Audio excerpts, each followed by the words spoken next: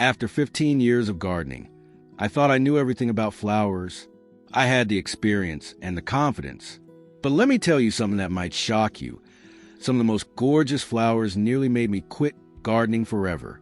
I'm talking about sleepless nights, an aching back, and yes, actual tears of frustration in my own backyard. These weren't just little garden hiccups.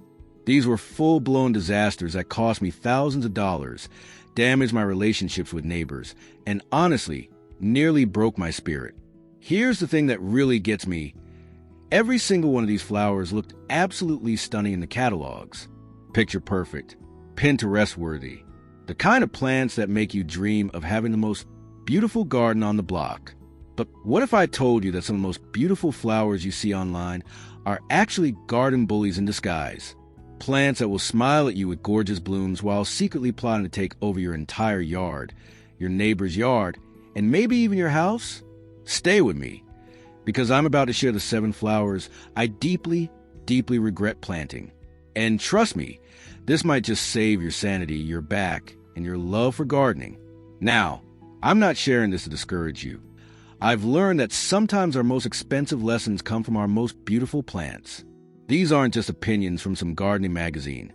These are battle scars from my own garden. Real stories, real heartbreak, and hopefully real wisdom you can use. But first, let me paint you a picture of the morning that changed everything. It was 6 a.m. on a Saturday. I was supposed to be enjoying my morning coffee, admiring my garden. Instead, I was on my hands and knees with shovel, crying over what was supposed to be my dream flower bed. That's when I realized I had made a terrible mistake that was going to haunt me for years to come. Mistake 7. Morning Glory, the beautiful strangler. Let's start with number 7. And this one absolutely breaks my heart because morning glories are drop-dead gorgeous. Those trumpet-shaped flowers in deep blues, vibrant purples, and pristine whites. They look like something straight out of a fairy tale. The catalog description sounded like pure poetry. Easy-growing annual vine perfect for cottage gardens. Fast coverage with spectacular blooms that greet you each morning. How could I resist? The first year, I was completely enchanted. My fence was covered in the most beautiful cascade of flowers. Neighbors stopped to compliment my gorgeous morning glories. I felt like I discovered gardening gold. But then year 2 happened, and friends, this is what a fairy tale turned into a horror story. Those innocent-looking seeds had scattered everywhere, not just in my garden. Oh no, that would have been manageable. They sprouted in my neighbor's prized vegetable garden. They wound around my rose bushes like green pythons, choking the life out of plants I'd cared for years. I watched helplessly as those beautiful vines strangled my grandmother's climbing rose, a plant that held 20 years of memories. The morning glories didn't care about sentiment. They just kept climbing, wrapping, suffocating everything in their path. And here's the kicker. Try removing them. Those vines grip surfaces like they're fighting for their lives, because they are. Every time I thought I'd won the battle, more would sprout from seeds I'd missed. If you think that was bad, wait until you hear about mistake number. Mistake 6. Ribbon grass, the underground invader. If you think morning glory was a nightmare, let me tell you about ribbon grass. This one taught me that sometimes the most dangerous plants are the ones that work in silence, underground, where you can't see the damage until it's too late. I fell in love with ribbon grass at the garden center. Those beautiful green and white striped leaves dancing in the breeze. It looked so elegant, so refined. The tag said drought tolerant and spreads nicely for ground cover. Perfect, I thought. Low maintenance and beautiful. What they didn't tell me was that spreads nicely is garden center code for will take over your entire neighborhood. The first season, it stayed politely in its designated area. I was so proud of my choice. But underground, something sinister was happening. Those roots were sending out runners like a secret army, planning their invasion. Year 2, I noticed some ribbon grass popping up near my mailbox. Odd, I thought, but I pulled it out. Year 3, it was coming up through cracks in my sidewalk. By year 4, my neighbor knocked on my door, and she was not happy. "Your grass is in my flower bed," she said, holding a clump of my ribbon grass. "It's choking out my daylilies." Friends, That was one of the most embarrassing moments of my gardening life. I had become that neighbor, the one whose plants invade other people's yards. I spent the next 3 years trying to eradicate ribbon grass from both our properties. Every spring, it would pop up somewhere new. My back ached from digging. My relationships were strained. And my beautiful, elegant ground cover had become my worst enemy. Quick pause here. If you're learning something from my mistakes, please hit that subscribe button right now. I share these real, honest gardening stories every week because I don't want to go through what I went through. Trust me, it's worth the click. Mistake 5, Japanese knotweed, the property destroyer. Now this next one, I'm almost embarrassed to admit I planted this on purpose. But Japanese knotweed looks so exotic, so architectural in the catalog. Those tall, bamboo-like stems with heart-shaped leaves. It promised to give me privacy and drama in my landscape. The nursery worker assured me it was perfect for creating a natural screen. Fast-growing, she said. Low maintenance, she promised. What she didn't mention was that I was about to plant what experts call one of the most invasive plants in the world. The first year, I was thrilled. 8-foot-tall stems created the perfect privacy screen between my yard and my neighbors. The leaves rustled beautifully in the wind. I felt like I had my own private botanical garden. But here's where this story takes a turn that still makes my stomach drop. By year 3, those innocent-looking shoots were coming up through my neighbor's deck. Yes, you heard that right, through the deck boards. The roots had grown under our property line, under their patio, and were literally pushing up to the wood with enough force to crack the boards. My neighbor's deck was being destroyed by my beautiful privacy screen. Wait, it gets worse. When we called contractors for removal estimates, one actually laughed, not in a good way. He told us that Japanese knotweed can grow through concrete, that it's nearly impossible to eradicate, and that some areas actually have laws requiring you to disclose its presence when selling your home. The removal estimate? $15,000. Yes, you heard that right. $15,000 to remove a plant I paid $30 for. My neighbor and I had to involve lawyers to determine who was responsible for the damage. A $30 plant nearly destroyed a 20-year friendship and cost more than some people's cars.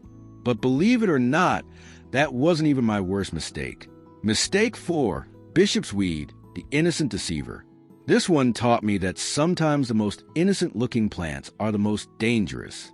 Bishop's weed has these delicate white flowers that look like tiny umbrellas, and the most harmless appearance you can imagine. The garden center labeled it as excellent ground cover for difficult areas. What they should have labeled it was, plant this and kiss your garden goodbye forever. I planted a small section near my shed, thinking it would fill in a bare spot nicely. Those pretty white flowers bloomed beautifully that first summer. I was so pleased with myself. But underground, this innocent-looking plant was building an empire. The root system spread like a spider web, sending shoots everywhere. By the second year, it was popping up in my vegetable garden, strangling my tomato plants. I spent an entire weekend trying to dig it out. Friends, I'm not exaggerating when I say it was like trying and pull concrete out of the ground. Those roots were everywhere, thick, white, and absolutely impossible to remove completely. I threw out my back so badly I couldn't garden for 6 weeks. Even professional landscapers told me the only way to truly get rid of Bishop's weed is to remove 6 inches of topsoil from the entire affected area. 6 inches. That would have been half my garden. Mistake number 3. English ivy, the house eater. You know what's worse than a plant taking over your garden?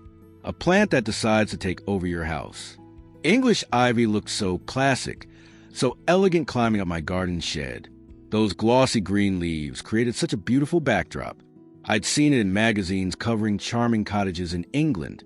How sophisticated, I thought. But here's what those magazines don't show you. What happens when that ivy decides your house looks like a better climbing surface than your shed? I came home from vacation to find ivy creeping up my home's foundation. At first, I thought it looked charming. Then I learned that ivy doesn't just climb. It burrows.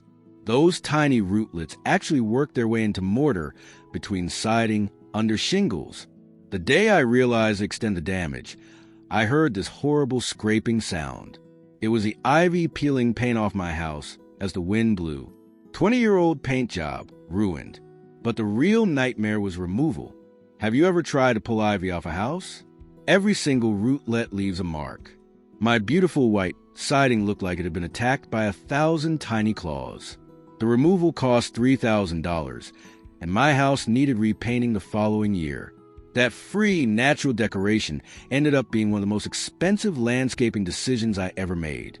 Before I tell you about my biggest mistake, and trust me, it's a doozy, please subscribe to our channel if these stories are helping you avoid my disasters. Share this with any gardening friends who might be tempted by these beautiful bullies. Your subscribe really helps me reach more gardeners who need to hear these warnings. Mistake 2. Mint, the aromatic invader. Now, you might be shocked by this one, because everyone tells you to plant mint. Grow your own herbs, they say. Fresh mint for your tea, they promise. How hard could it be? I planted one small mint plant in what I thought was a contained area near my kitchen door. Perfect for grabbing fresh leaves for cooking, right? Wrong. So very, very wrong. That innocent mint plant had ambitions bigger than my entire yard.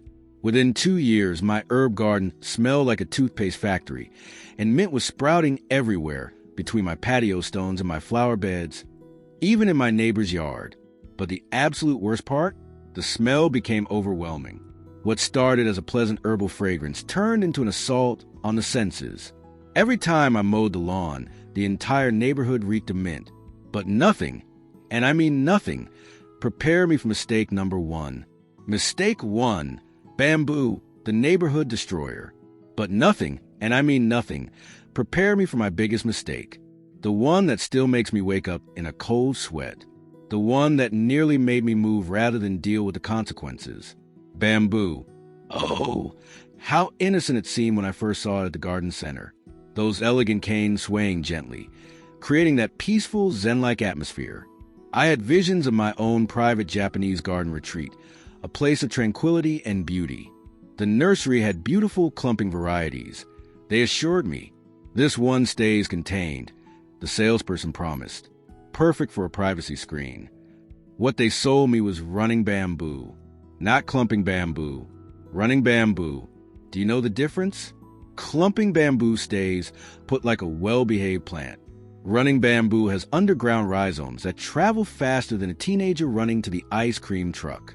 The first year was magical. 8-foot-tall canes created the most beautiful natural fence you've ever seen.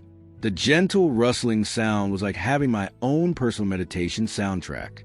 Neighbors complimented my exotic landscaping choice. Year 2, I noticed some bamboo shoots coming up near my driveway. I thought it was rather charming, more natural screening. Year 3 was when the horror began. Bamboo shoots started erupting through my neighbor's carefully manicured lawn like green missiles. Not just a few shoots, dozens of them. Their pristine yard looked like a bamboo forest was staging a hostile takeover. But here's where the story gets really ugly. Those underground rhizomes had traveled under our shared property line, under their patio, and were actually pushing up through cracks in their concrete. My neighbor's first attempt at diplomacy was polite. Could you please do something about your bamboo?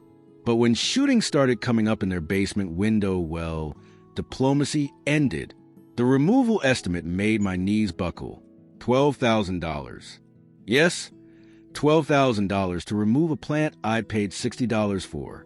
And that was just for my side of the property line. The contractor explained that bamboo rhizomes can travel 30 feet underground. They had to excavate to a depth of 3 feet and install an underground barrier system. My beautiful backyard looked like a construction zone for 3 months. But the worst part wasn't the money or even the destroyed landscape. It was watching a 25-year friendship with my neighbors crumble under the weight of my bamboo invasion. These were people who had watched my children grow up, who brought me soup when I was sick, and my beautiful privacy screen had driven a wedge between us that took years to repair. Here's what I wish someone had told me before I made these heartbreaking mistakes. Beauty isn't everything. Sometimes the most gorgeous plants are garden bullies in disguise. Before you fall in love with a plant at the nursery, do your research. Look up words like aggressive, spreads readily, or vigorous growth. These are warning signs.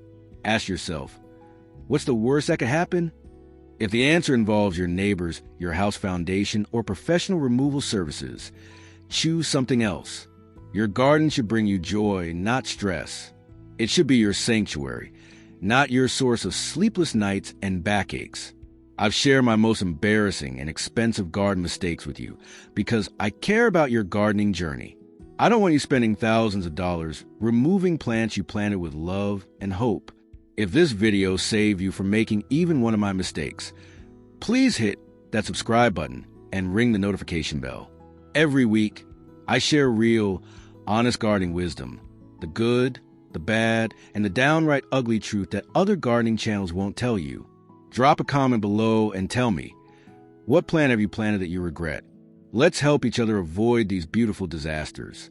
And please share this with any gardening friends who might be tempted by these gorgeous garden bullies. Remember, a smart gardener learns from other people's mistakes, not their own. Until next time, keep gardening smart, not hard,